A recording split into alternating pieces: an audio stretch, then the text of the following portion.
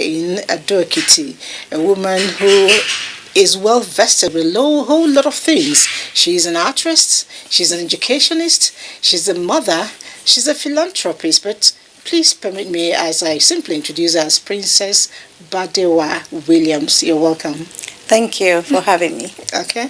I started by reading off some of the things I know about you. I'm sure there are a whole lot of other things we'll get to unfold in the course of the program. But I'm particularly interested. When we say actress, a lot of people will think, okay, it's Nollywood. But I know you were with Hollywood at the time. Can you share that experience with us? Definitely. I moved to Los Angeles, actually from Jacksonville, Alabama in 1985. I had initially studied film acting, drama, and English from Jacksonville. Then I moved to California to pursue my acting career. In California, I did a lot of stage acting predominantly because it was quite difficult for Africans to break into the film industry at that time. However, with the exposure to theater, I was eventually getting called to audition for film projects, and I did a couple of film projects while I was in Hollywood. All right, so it was a bit difficult for Africans to break through, but you did it. Can you share the particular experience that threw you into it perfectly? It was persistence. You just have to be persistent, because when you keep going, you will definitely achieve something. When I started out, they were always relegating me to roles of maids. They say you should just audition as a maid. And I wasn't going to be a maid. I wanted to break through as a breakthrough actress. So I fought that to an extent. And that was why I started directing myself, in productions. Oh, you were directing I was directing as well. So what also happened was a lot of us Nigerians in the industry at that time, we decided to just get ourselves together and just focus on productions, on us. A challenge we had was auditioning for American films. They would say, if you go to audition as an African, they were telling me that I didn't sound African. And on the other hand, they would hire Americans who were not Africans. So it's like, who really is the true African here? And then when we tried auditioning as Americans, they would still say, oh, your name is Badewa, where is that from? You are not an American, and that became hindrances. And at that point, I actually was using a pseudonym to act. But when I saw that they were trying to suppress my identity, I refused. I put on my resume that my name is Badewa Adejugbe. At that time, I wasn't married. So we got ourselves together and started putting productions together for ourselves to just depict our culture. And eventually that caught on. And I'm happy to say that now Africans are doing very well in Hollywood. Okay. But we broke the doors down. Oh, that's good. That's good. I know that a lot of us have moved from the Nollywood to the Hollywood, and you're doing so well. Maybe with time too, you could get to have a feel of that again. But I know that back to Nigeria, you have an attachment with the Abuja Film Village. Yes. What exactly are you doing? Are you producing? Actually, I was brought back to Nigeria by the Abuja Film Village International Limited. My MD, Mr. Segun Oyekunle, he and I were in Hollywood together. We were actually at UCLA together. And we were about to produce I was about to produce a script that he had written.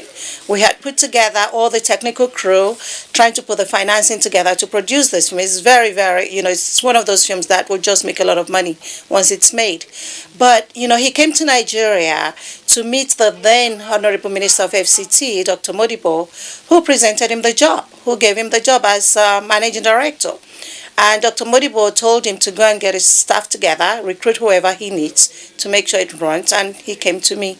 So here I am as the general manager for the Abuja Film Village International Limited. All right. I know again that you're doing well. Congratulations. Sometimes I move around the environment and I'm pleased with what I see. But then, before you moved down to Nigeria, other things happened to you. Definitely. I know you went to school back again to study education. Having been in Hollywood, for such a long time, one would be wondering, what else is she looking for? You went back and moved completely off your terrain, off your arena, and went to study education. What sparked up that? Motherhood. Motherhood? Yes, Oh. we may have plans for our lives, but things tend to happen. At that time, I had a production company called TKI Productions, and then I started another one called Latimer Pictures Incorporated, just to focus on films. All of that was Because in I the had US? children in the U.S. Okay. And while my children were growing, especially my twins actually, I noticed that they were having some impediments, learning impediments. They were developmentally delayed. They were not speaking as others were. They had a difficult time understanding lessons. They were not comprehending, and it was just difficult. So I had them assessed, and it was determined they had a developmental disability called mental retardation at that time. And that just took me aback. I was in shock for a very long time. I was in denial. I wasn't going to accept it. So I started going with them to the schools to observe them in school. Then I actually realized that they were struggling. So we had to place them in a different kind of setting. And upon doing further research in trying to see how I could help my children, I just automatically enrolled in school. And I started learning about education, especially special education. And I found myself becoming an educator. So that was how my life changed. I had one vision, but then they took me in the other direction. And of course, as Africans, we try to excel, wherever it is we are. So while I was teaching, I wanted to be the best I could be. So I kept furthering and furthering my education in that capacity until I became a doctor in education. Education, that's interesting. Now, you having gone to read this, to help your children, did it really make much of impact, just out of curiosity? It made tremendous impact. Okay. And that's actually why I'm back in a capacity focusing on education as well now. Because while I was in the classrooms, the children were actually achieving the students I was teaching. Even till today, some still contact me. Parents contact me to say thank you. You have to really have empathy in the classroom, and especially when you are dealing with children with diverse neurological disorders, you must be able to relate that. And as a mother, I took that part of me into the classroom. So I became not just a teacher, I became their advocate. I became their crusader. I was speaking for them and teaching them how to speak for themselves, teaching them how to think for themselves, and they were steadily improving. And this was actually evident in the standardized assessments. My students actually made more gains academically within the speed of their levels as opposed to other children in the school. So there was definite evidence that they were improving. That's interesting. Coming from the acting world to the education world, very interesting. If you can do it, then I definitely can do it. And there's also a correlation too. I took acting into the classroom. Oh, really? I became practically an actress while teaching, because there's a methodology called total physical response where you must actually act it out. So we were doing a lot of acting out in class. I know when things are translated into drama, it's easier to understand. Definitely. Yeah, okay. Now, back to Nigeria. Someone told me you started something for people who are challenged, Yes. young people who are challenged, more like a school too. Yes. And it's absolutely free. I haven't been able to, share that views with you, more like a philanthropy stuff. Actually, yes, I'll take that back. It's not completely free because they must pay for some therapeutic activities. Okay. It's a learning center. It's not a conventional school. All the academics, of course, are definitely free. But the children have diverse needs. Diverse needs that cannot just be dealt with just with academics. They need educational therapy. Some of them need physiotherapy, speech and language therapy. Some of them need occupational therapy. We do all kinds of therapeutic activities to assist them. And we're also doing a lot of advocacy, talking to the community and doing a lot of free stuff, seminars, trainings of teachers and parents and caregivers on how to deal with these children, because they need to be empowered. They need to be included in society. We're calling for absolute total inclusion. They can make contributions to the world, so we need to let them. So that's what my foundation is all about, giving them the access. Is that right? Well, I'm going to move with you to look at this foundation and what you're doing. But before I do that, I'm going to try to find out, you're a princess, I I mean, was it that easy for a princess? At the time you did to go into the Hollywood. How did your parents take it? And eventually, when you had challenges with the kids, how did your family take it? Okay. Well, when I first moved back to when I moved to the U.S., I told my parents I wasn't going to study theater because they were like, "No, you cannot study theater. You must be a lawyer. You are so smart and this and that. We don't want you on stage," even though I was always on stage while growing up. So I compromised. I studied English and theater. So I had double majors. So I satisfied them and I satisfied me. And when they saw, they were always reading about me in the newspaper in Nigeria because some journalists would come to California or to the US generally, and they heard about me, would interview me, so they were reading about me. So they were impressed. So they let me be. And then with my children, I'm very lucky to have a family that just embraces everyone. When I was growing up, our house was not just our house, it was everybody's house. So we're always used to seeing different people. So my children had challenges, they were just encouraging me as to what to do and how to help them. They accepted my children. They're just like anybody else, And that's the whole thing about us in my family. We accept people for who they are. And we welcome them. That's how it should be. All right, thank you. For now, I told you we will be moving to the Learning Center to get to find out her typical day at work, what it looks like, and how she works with these challenged children. But before we do that, let's take a bit of a break. I don't think in gender boxes at all. I just get on with it. A man that would dare to ask the wife, "Who do you think you are?" That is a real man. Yes. We need to have more women, multitaskers around Nigeria to get Nigeria working. Definitely.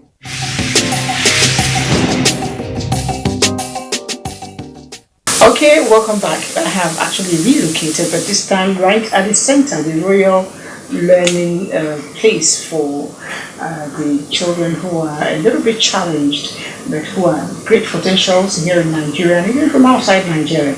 And of course, we are having this done under the auspices of the Princess Balewa Adejuba Williams. And she's here right with me. You're welcome again. Thank you very much. Like your shade of yellow. Thank you. That color. Okay, it's a great place. I looked from outside and was quite impressed. Thank you very much. I've seen a bit of the children too, but I'm wondering, it's not easy to actually run a place like this. What does it take? It takes patience. It takes dedication. You must really have a willing heart. Otherwise, you can't do it. You must be open-minded. You must be willing to think outside the box, try the impossible, and be hopeful. You must have faith. That's what it really takes. With all those things, and with your hard work, you would start seeing results in the children. Now, what are the greatest challenges you face with these children? I mean, is it that easy for parents to just come in and enroll their children here? We even have waiting lists of parents who want their children here, but we don't have space. Okay, waiting list? Yes, we have so many children. And adults, we don't just cater to children, we cater to adults as well, Their needs are very personalized. Each child is different. There's need for assistive technology. Our program is online, is blended learning, some online, some with teachers. We have therapists in and out every single day working with them, from speech to occupational to physio. There are also some other specializations we need that we don't have, just because we don't have the means. But beyond that, the children are fantastic. Okay. Now, on daily basis, I know you studied this in the US and you're a practical teacher, so to speak. Yeah. Now, how do you, when you have the very difficult ones, because I know when I went to, I think St. Vincent, somewhere in the East, some of them just didn't want to come into the classroom. How do you handle it?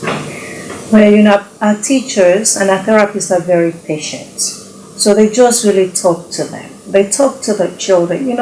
It's amazing. Sometimes we think they don't understand. They do understand. And they can read some body languages. Of course, each disability is different. We don't really have children who don't want to come. The only instance is maybe something happened in a car. Maybe somebody spoke to them in a way they didn't want. So of course, when they get here, they make that connection that it's coming here that brought about that negative interaction. However, once they come in here, they're happy. They see their teachers, they see their therapists, they see their friends, and they mill around, they socialize with each other. So it's not really the children not wanting to come. They've always wanted to come. I'd like to know, how has it been? I mean, turning out the students so far. You've run for a little while now. What are the progress you've been able to record, the success you've been able to record? We've had such amazing progress. We launched 2016, but we opened officially January 2017 with only 6 students. Before the end of that term, we had about 20. Right now, we have about 55 people benefiting from our project here. We've received, people just tell us within months that their children, what they notice in the children right away is the self-esteem. They feel better about themselves, they carry themselves better, they speak better, they respond better, because this is a very low anxiety environment. There's no yelling, there's no even raising your voice on a child, there's no spanking. So and the ambience is very soothing. Even the colors were chosen for reasons because they have calming effects. So the children have no anxiety when they're here, and parents are able to see that. And academically, we've assessed some children. I have to assess everybody on intake because we need to have a baseline to determine if there's a significant cognitive disability or not. Then we know what their level is once they enter. Then we reassess them again. After 6 months, all the children that I reassessed have improved tremendously, to the point that some parents were even like, that's not possible. Then they came at conferences and they challenged the children in front of the teachers to either write something or say something, and the children responded. And these were people that could not write? Or I had people who were so pessimistic in the beginning. Parents were like, oh, we'll just give it a try, just because. And now they're like, Dr. Williams, thank you. So the children are making progress. You know, each one is different, definitely. what is your key, a tool or methodology for these people? I mean, I've been here for a while and they're so calm. Even when the teachers are talking to them, they're so calm. What's the key tool you use? I think it's the educational therapy aspect of it. There are not that many educational therapists in the world, so less of in Nigeria. I'm actually the only one I know of who is in Nigeria. We all belong to an association, and I'm the only one here. Educational therapy is different from being a teacher. It looks at the child holistically. Even in the classroom, teachers are supposed to look at each child holistically. We look at their strengths, and we now look at the areas of challenges or areas of needs, and we see how can we use the strengths to compensate for the challenge. So we now develop treatment plans for each child. Each child's plan is different. There's some common things everyone has to do, like the music therapy, the yoga therapy, the cognitive development therapy, the neuromovement therapy. We do all these things just to strengthen their brain, to make them calmer, to really help them with their focus and their attention. And after that, each one has its own different program it goes into or undertakes. We have like 3 or 4 adults in every classroom. The biggest classroom, we have 8 students in it. So you can imagine it's almost one-on-one. And it's hands-on. Can we move to the classroom? Let me just have a look. Absolutely. All right, look forward to that. Let's do that. Yes. Thank you. You're welcome. Let's move to the classroom.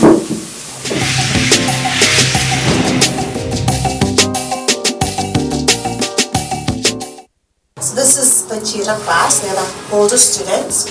They're working on some academics right now. But everything they study has to do with real life situations, either careers, vocational skills, or life skills. Right now, they read an article about connecting through cooking. So they read about it at different levels, and after reading about it, they'll practicalize it. They'll now go in the kitchen and actually cook something. So they'll be independent one day. They'll have to take care of themselves, so they'll need to know how to cook. So that's one of the lessons. So all our lessons are based on real life situations that they will encounter, so that they can learn about it now. Learn to take care of themselves. Exactly. Nice to meet you. We had a birthday party yesterday. It was fantastic. Really? It was your birthday party? Yeah. You didn't invite me.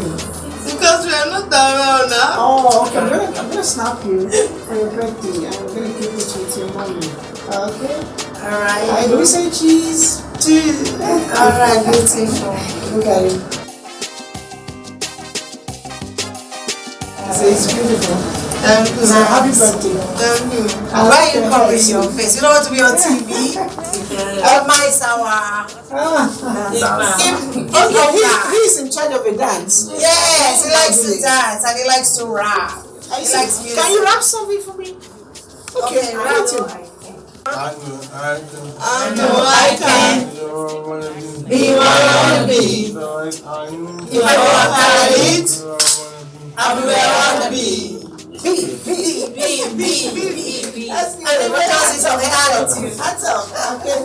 Thank you. I know I can be I work hard, I'll be where I wanna be. All right. She'll eventually be an actress, I can guarantee you that. She's good. Right? And you too. Right? And she is learning to make hair. And she's doing a fantastic job. You make my hair. So it's a hair cap and then you put it on there. Normally I don't know how to read it very well. Well, the cap. Yeah. Okay, like this one. This is the cap. She made one already. Oh, that's She cute. made one already. I've done some inside there.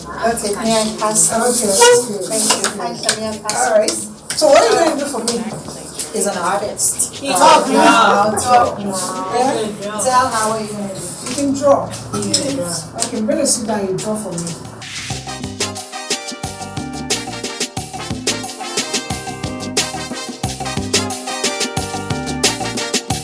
She's processing. All right. And he is also working on his visual processing skills, while at the same time working on his fine motor skills, and also everything is also about color directions. Okay? He's matching, looking, discriminating between shapes. You can tell they have different colors, and what he's working on has no color specific.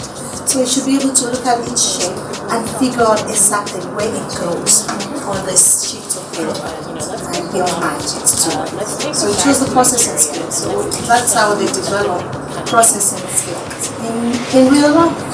Okay, should I go into that door? Is that for females or for males? You know, being able to discriminate between information. That's what they're working on. Somebody's doing the Now, yes. She's not a student. She's a teaching assistant. As you can tell, our program here is not really academic based for this classroom. So they are learning how to make things that eventually can become livelihood. We had an exhibition that showed some of the things that these children create. So it starts out like this, the teacher shows them, and they themselves have to now start. They see the pattern, and they start putting the different shapes together. And we laminate or we frame it, and it becomes a piece of art. And they'll have so much pride. Yes, that's the thing. We had our exhibition, almost everything sold. People bought them all. That's beautiful. And our young man here, because he has ability to learn. You know, he's really working on his letter, sounds, identification, and he's starting to read. And beyond reading, he can now match, which is also to help with spelling. Okay, so those are the things he's been working on. And it's one of our biggest progress offices, including on that. I see you matching a bit of the arms, the backs. Yes. Okay, what's your name, sir? What's your name? What's your name? Jack. All right. Nice to meet you. It's a beautiful job. Well, as you can see, it's a beautiful world out here. You know, people are challenged and a whole lot is produced. I'm particularly glad to be part of this environment. Thank you so much, Mrs. Thank you for doing a wonderful job. Let's keep it up. Alright, the woman ends here for now. Do join us again for another exciting moment some other time. Bye.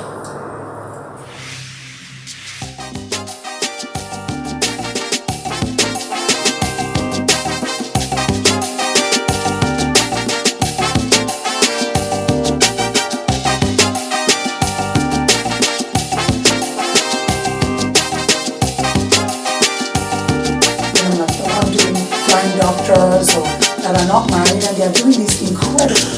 Well, there's a myriad of things. I think first of all we have to go back to You're a writer. You are very well known for teaching teaching skills, your students speak a whole lot about you. Miss Nigeria competition. I said, let's pick them up, let's take them back to Nigeria, and let's teach them a different kind of job.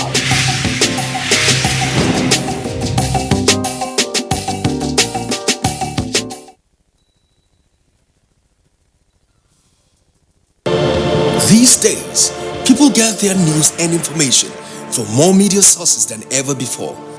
Some of the news and information given are fake, unverified, doctored, and manufactured to create confusion, stir disaffection, and cause disunity. Before you believe or share any news, ask yourself, is this real? Is it from a credible source? Is it verified or verifiable? Fake news is dangerous, whether you do it for fun or for political gains. Real people can get hurt.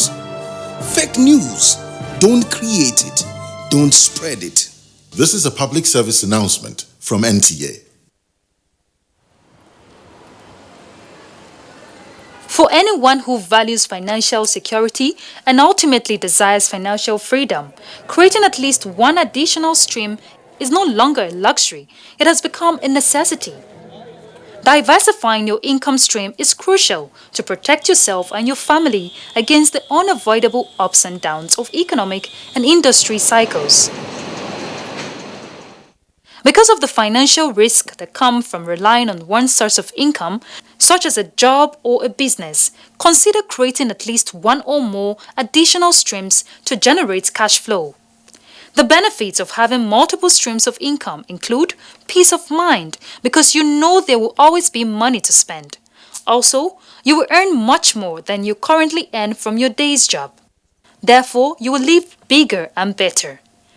Your additional income streams can be active, passive, or a combination of the two. Some may pay you for doing something that you love, active, while others can provide income for you without having to do much of anything at all, passive.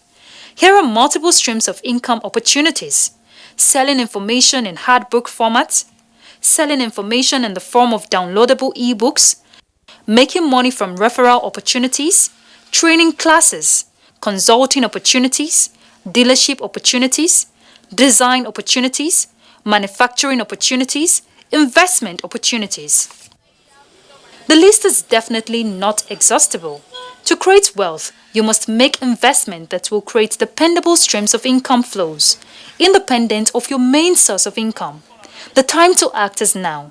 Begin implementing this practice, and before you know it, within months, you can be enjoying the benefits and the financial security and freedom that comes from having multiple streams of income.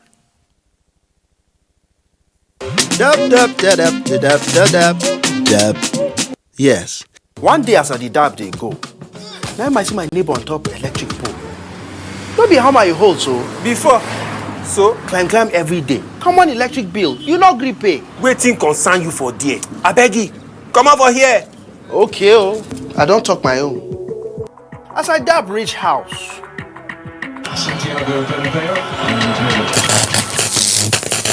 Yeah! Fire! Fire! My brand new flat screen. Hold up.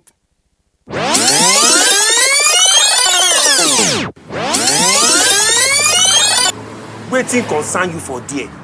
I beg you, come over here. Government property, now my property. If you don't come down now, I go report. No be only report. Na report card.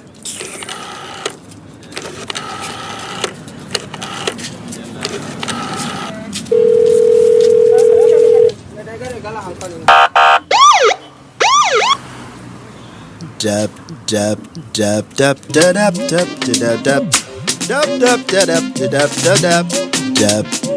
Yes.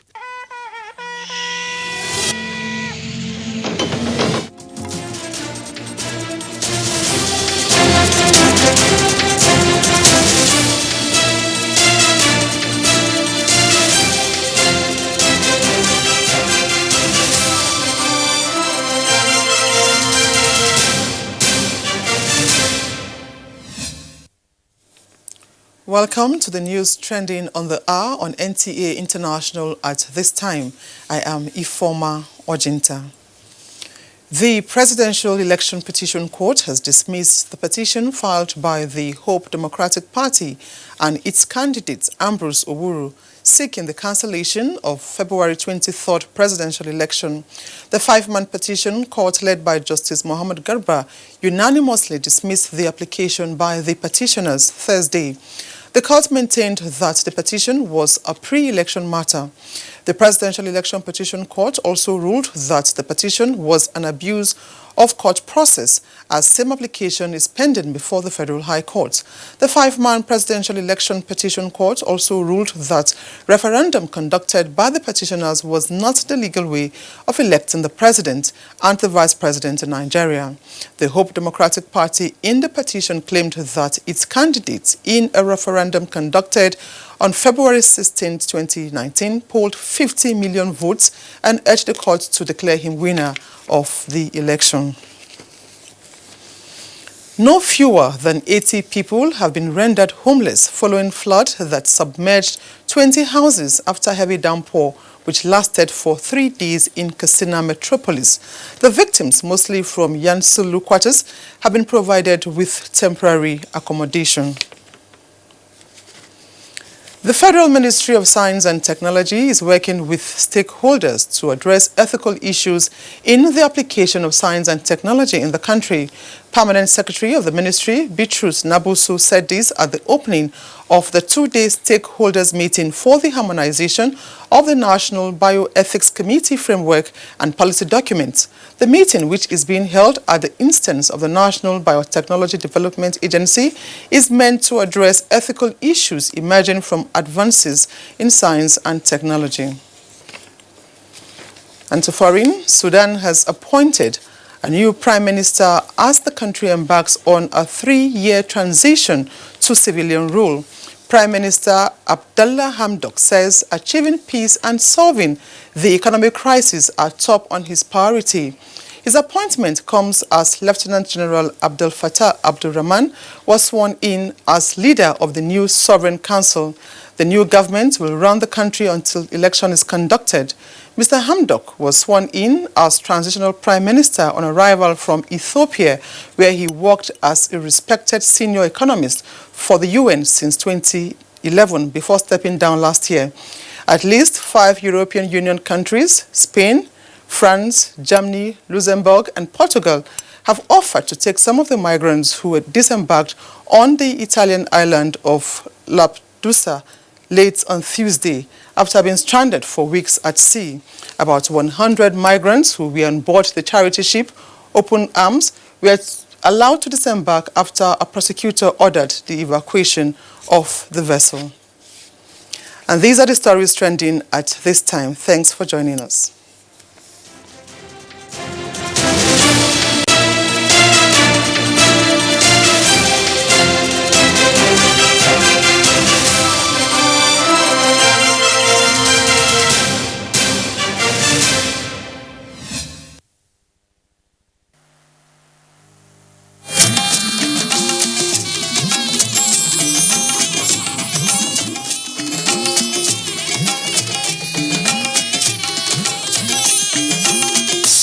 This is the network service of the NTA.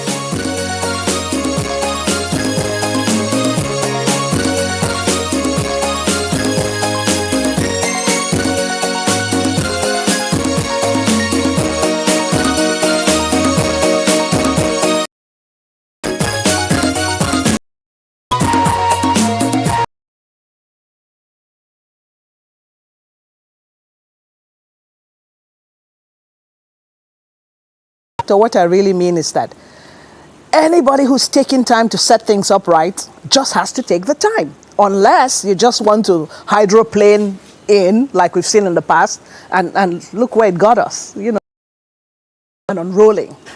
You're a journalist before being a politician. Of course. And knowing fully well the role of the media. Most of the times you are on a program and people want to blame the media for not giving direction, because no matter how bad it goes, it's expected that we use agenda setting strategy to give direction and call those on the saddle of governance to order. So what role should the media be playing now? Thank you very much. First of all, I'm not just a journalist, but I study mass communication. That's what I say, a journalist will be a case. Communication develops. Some persons are already edgy because of the small, some time lag already. But we're still optimistic that these ministers should make sure that they begin on a sound footing. And so that's what Nigerians are expecting in the various sectors. Principally, they will form the cabinet, and they will expect the cabinet to come out with robust policies that will put the country on a faster track of performance, of development across board. So that's what Nigerians are expecting. Okay. Now, as someone who is familiar with the political terrain in Nigeria, now, for some of the ministers, it's a continuous process. Okay, for those some, who are returning. Yes, for those who are returning. Yeah. And for some, it's a different ball game, a new terrain entirely. So how will the media help in relating to Nigerians? I think the media will help for those who are returning. Yes. Is to keep a track on what they've done so far and remind them that it's a work in progress. So they need to focus attention on those areas, on those policies, on those programs that have been enunciated, that have been begun. For instance, if you look at the transport sector, probably two of the ministers in that sector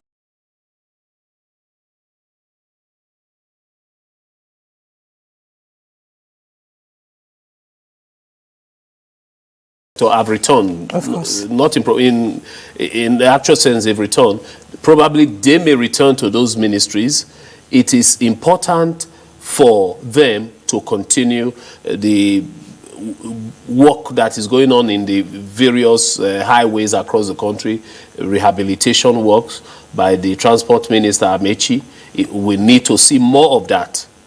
We need to see more of that because of the importance of that sector to the economy, to security also. You know, there is a nexus between security and good roads. Then aviation, most likely the man will return there. If he returns there, then Nigerians need to see the good works that we've seen in the aviation industry continue. Probably he may have to revisit the airline issue. Then for those who are coming for the first time, the newbies, the media should be able to set agenda for them. Agendas that will help the country overcome its current challenges. If you ask me, I will tell you that top on the nation's agenda now is security. Because the challenges of security is a mouthful. Enormous. Enormous in different parts of this country. Before, everybody was talking about the Northeast, but you know, it has spread around the country. With security agencies now taking the bullet, and the security agencies now faltering seriously. You are aware of the imbroglio between the army and the police. Those issues will have to be tackled. A lot of loss of confidence on the part of Nigerians in regards to how they view the security agencies. Before now, the army was seen as the last bus stop when it comes to security challenges. But with the recent event, a lot of Nigerians are beginning to question the loyalty of some bad eggs, allegedly so, in the army. We need to get to the root of these matters. Okay, now you talked about, for instance, let's say Mr. Amechi, transportation. Yes. What will happen if he's not the current one? Okay, if he's taken to another ministry. Taken to another ministry. It's still okay. And what will happen to the projects he has started? What is important? It's not about the personality. What is important for me is the consistency. Yes, not about personality. It's the consistency of. We must give one thing to the current administration under President Buhari.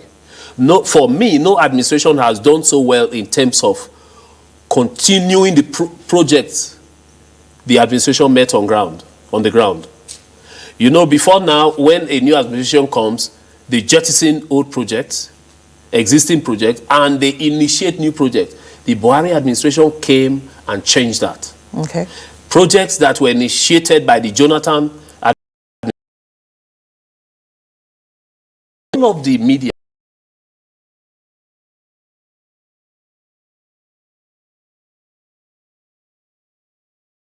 a better polity, a better society. Can take really